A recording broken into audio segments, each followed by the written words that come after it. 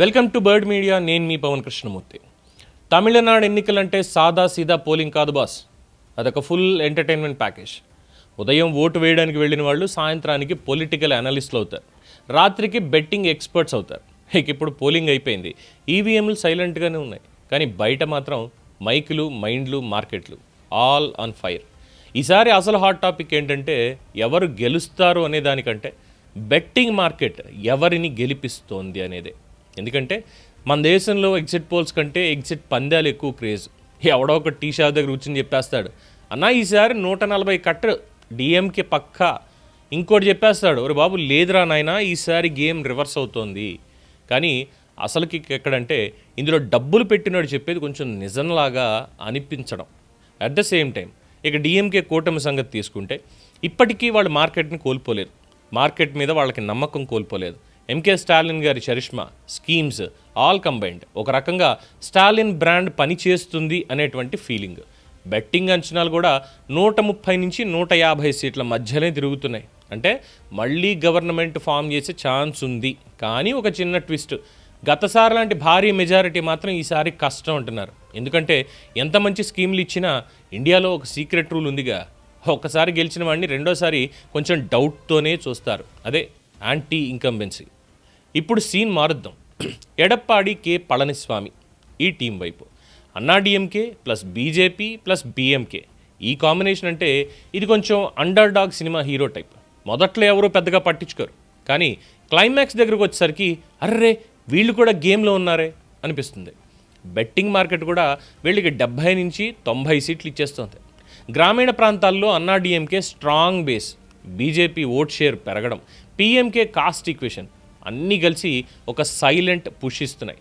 ఇది రూరల్లోనే కాదు అర్బన్లో కూడా కనిపిస్తోంది. ఈ 70 నుంచి 90 అనేటువంటిది ఒక లెక్క అయితే 90కి పైనే వచ్చే అవకాశాలు కూడా ఉన్నాయనేది ఇంకొక బెట్టింగ్. ఇక సినిమాల్లో ఉండే సైలెంట్ విలన్ లాగా చివరికి ట్విస్ట్ ఇచ్చే ఛాన్స్ కూడా ఉంది ఇదే నెరేటివ్. అయితే ఈ ఎలక్షన్లో అసలు సిసలైన ఎంటర్టైన్మెంట్ ఎక్కడుంది అంటే టీవీకే విజయ్ ఎంట్రీ.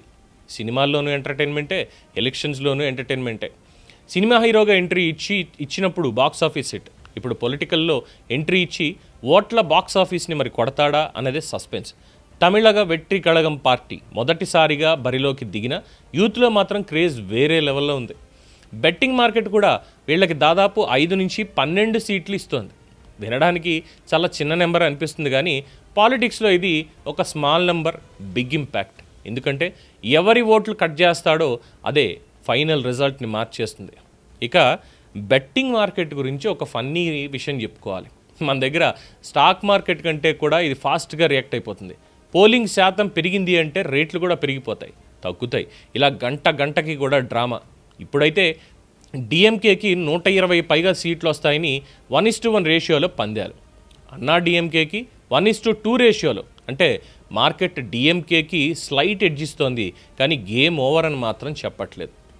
ఇక్కడ ఇంకో సీరియస్ పాయింట్, ఈ బెట్టింగ్ మార్కెట్ అనేది అధికారికంగా లేదు, కానీ గ్రౌండ్ సెంటిమెంట్ని బాగా రిఫ్లెక్ట్ చేస్తోంది. ఎందుకంటే డబ్బులు పెట్టే వ్యక్తి సాధారణంగా ఎమోషన్తో కాకుండా క్యాలిక్యులేషన్స్ తోటి ఆలోచిస్తాడు. కాబట్టి ఈ అంచనాలు పూర్తిగా తప్పయ్యే అవకాశం ఉంది, కానీ పూర్తిగా నిర్లక్ష్యం చేయలేం కూడా.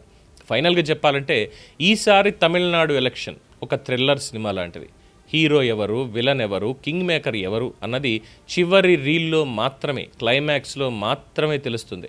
డిఎంకే మళ్ళీ కంఫర్ట్గా వస్తుందా, లేక అన్నా డిఎంకే రివర్స్ గేర్ వేస్తుందా, లేక విజయ్ ఎంట్రీతో మొత్తం స్క్రీన్ ప్లే అంతా మారిపోతుందా? ఒక్క మాటలో చెప్పాలంటే ఈ ఎలక్షన్ రిజల్ట్ కాదు బాస్, ఇది ఒక క్లైమాక్స్ ట్విస్ట్ మాత్రమే. అందుకే ఈవీఎంలు ఓపెన్ అయ్యే రోజు వరకు ఎవ్వరూ ఫుల్ కాన్ఫిడెన్స్తో మాట్లాడలేరు. కానీ ఒక విషయం మాత్రం పక్కా, ఈసారి తమిళ రాజకీయాలు mass, class and suspense all in one. చూద్దాం ఎవరి రాత ఎలా మారుతుందో. దీని మీద మీ అభిప్రాయం తెలియచేయండి. చూస్తూనే ఉండండి ది బర్డ్ మీడియా.